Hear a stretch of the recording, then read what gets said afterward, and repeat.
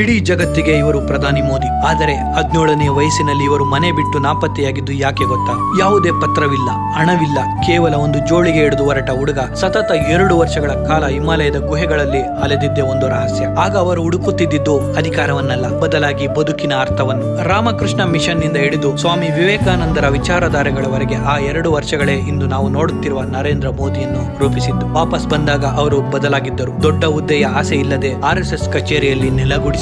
ಶೂನ್ಯದಿಂದ ಕೆಲಸ ಕಲಿತಿದ್ದರಿಂದಲೇ ಅವರಿಗೆ ಇಂದು ಸಾಮಾನ್ಯ ಜನರ ನೋವು ಅರ್ಥವಾಗುತ್ತಿದೆ. ಯಾವಾಗ ಗುಜರಾತ್ ನೆಲಸಮವಾಗಿತ್ತೋ ಅಂದು ಅವರ ಮೇಲೆ ಭರವಸೆ ಇಟ್ಟಿದ್ದು ಕೇವಲ ಜನ ಮಾತ್ರ. ಕೇವಲ 10 ವರ್ಷಗಳಲ್ಲಿ ಗುಜರಾತ್ ಅನ್ನು ಗ್ಲೋಬಲ್ ಹಬ್ ಆಗಿ ಬದಲಿಸಿ ಅಸಾಧ್ಯವಾದದ್ದನ್ನು ಸಾಧ್ಯವಾಗಿಸಿದರು. ಇಂದು ಅರಬ್ ದೇಶಗಳಲ್ಲಿ ಮಂದಿರ ಕಟ್ಟುತ್ತಿದ್ದಾರೆ. ಅಮೆರಿಕದ ಸಂಸತ್ನಲ್ಲಿ ಎದ್ದು ನಿಂತು ಚಪ್ಪಾಳೆ ಗಿಟ್ಟಿಸುತ್ತಿದ್ದಾರೆ. ಇದು ಒಬ್ಬ ವ್ಯಕ್ತಿಯ ಗೆಲುವಲ್ಲ, ಒಬ್ಬ ಸನ್ಯಾಸಿ ಕಂಡ ಭಾರತದ ಕನಸಿನ ಗೆಲುವು. ಅಧಿಕಾರ ಬರುತ್ತೆ ಹೋಗುತ್ತೆ, ಆದ್ರೆ ಈ ಮಣ್ಣಿನ ಮಗ ಸೃಷ್ಟಿಸಿದ ಇತಿಹಾಸ ಚಿರಕಾಲ ಉಳಿಯುತ್ತೆ. ನಿಮ್ಮ ಪ್ರಕಾರ ಮೋದಿ ಅಂದ್ರೆ ಯಾರು? ಒಬ್ಬ ನಾಯಕನ ಅಥವಾ ಒಬ್ಬ ದೇಶಭಕ್ತನ? ನಿಮ್ಮ ಅಭಿಪ್ರಾಯವನ್ನು ಕಾಮೆಂಟ್ ಮಾಡಿ. ಇದೇ ತರಹದ ಅನ್ಟೋಲ್ಡ್ ಸ್ಟೋರಿಗಳಿಗಾಗಿ ಕನ್ನಡ ಬ್ಲೆಂಡ್ ಚಾನೆಲ್ನ ತಪ್ಪದೆ ಸಬ್ಸ್ಕ್ರೈಬ್ ಮಾಡಿ.